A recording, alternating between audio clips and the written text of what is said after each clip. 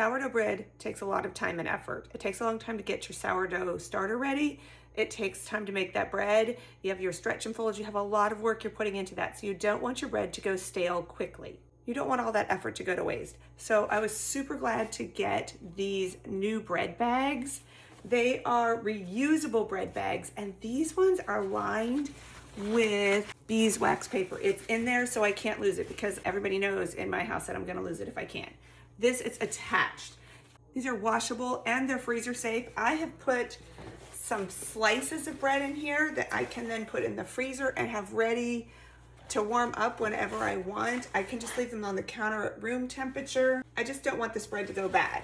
That's all that's left of one of the loaves that I made yesterday. Then you just have to fold it over and snap it, and then it's ready to go, and just leave on your counter or put in your freezer, and then you can get into it really easily. This beeswax is really important because with paper, things can dry out. With plastic, it holds in the moisture, which isn't good. This is just balanced between the two and really helps keep your bread fresher. Beeswax is antifungal and antibacterial, which is really helpful because there's no preservatives in your sourdough that you've made at home by hand.